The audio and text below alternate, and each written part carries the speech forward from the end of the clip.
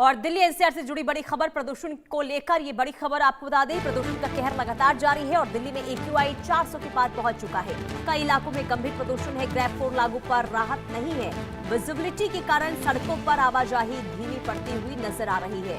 तो दिल्ली एनसीआर में ठंड, कोहरे और पॉल्यूशन का जबरदस्त असर देखने को मिल रहा है और पॉल्यूशन के लिहाज से दिल्ली एनसीआर की स्थिति बहुत ज्यादा खराब, क्योंकि बेतहाशा जो पॉल्यूशन में बढ़ोतरी है वो देखने को मिल रही है और यही वजह है कि कई इलाके ऐसे हैं जहां पर AQI 400 के पार पहुंच चुका है। देखिए, दिल्ली का औसत AQI जो है वो 413 दर्ज किया गया है। बात अलीपुर की कर लेते हैं तो AQI यहां पर 408 है और इसी के साथ ही अलग अलग जगहों की अगर हम बात करते हैं, खास करके आनंद विहार की, तो यहां पर AQI 463 के करीब पहुंच चुका है। अशोक विहार में देखिए AQI जो है 443 तक पहुंच चुका है और 400 के पार होना मतलब ये डेंजर श्रेणी में आता है। बवाना में AQI जो 428 दर्ज किया गया है। इसके अलावा चांदनी चौक में AQI 423 दर्ज हुआ है और 400 के पार, इसका मतलब स्थिति बहुत ज्यादा खराब।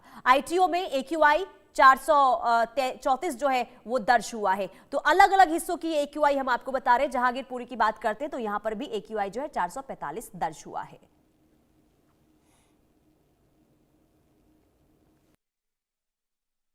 राष्ट्रीय राजधानी दिल्ली सहित पूरा उत्तर भारत ठंड की चपेट में है। वहीं पहाड़ी इलाकों में भारी बर्फबारी के कारण उत्तर भारत में घना कोहरा देखा जा रहा है। हम लोग सब मौजूद हैं दिल्ली के कर्तव्य पथ पर। आप तस्वीरों में देख सकते हैं कि किस तरीके से इंडिया गेट और पूरा कर्तव्य पथ जो है एक धुंध की चादर से ढका हुआ है। यानी कि ये कहा जा सकता है कि कड़ाके की सर्दी के कारण उत्तरी मैदानी इलाके में पड़ने वाली ठंड जो है वो सुबह और शाम धुंध में भी तब्दील होती नजर दिख रही है और घने कोहरे की वजह से जो रफ्तार है वो भी थमती हुई नजर आ रही है। आप देख सकते हैं तस्वीरों में कि किस तरीके से धुंध की वजह से, घने कोहरे की वजह से जो सड़कों पर दौड़ने वाले वाहन हैं उनकी रफ्तार कम होती नजर आ रही है। तो वहीं वाहन जो हैं उनकी पार्किंग जो लाइट है वो जली हुई है, हेडलाइट का इस्तेमाल किया जा रहा है। चूंकि विजिबिलिटी इतनी कम है कि कहीं ना कहीं आगे चलने वाले वाहनों के बारे में ना ही पता लग पा रहा है और जो वाहन चल रहे हैं, अगर दूसरी डायरेक्शन में कोई वाहन आते तो पता लग सके कि कौन सा वाहन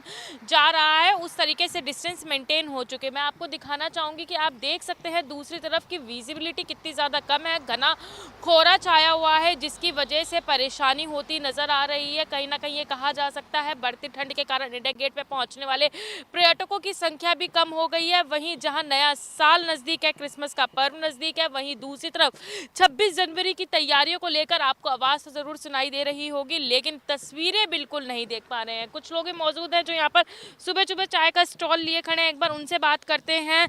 कितने लोग पहले आते थे और ठंड की वजह से संख्या कितनी कम हो गई? अब पहले तो लोग कम आ रहे हैं कोहरा की वजह से, कि कोहरा पड़े से अब सवारी कम निकल रही है। आप सुबह सुबह आए हुए हैं चाय बेचने के लिए, पब्लिक है नहीं? हम सुबह आए, पब्लिक है नहीं, 2-4 चाय बिकी हैं भाई सुबह से। कितनी परेशानी होती है इस कोहरे की? कोहरे से बहुत परेशानी होती है। सवारी भी कम चलती है और धीरे भी चलाते, सवारी निकलती नहीं है कोहरे की वजह से।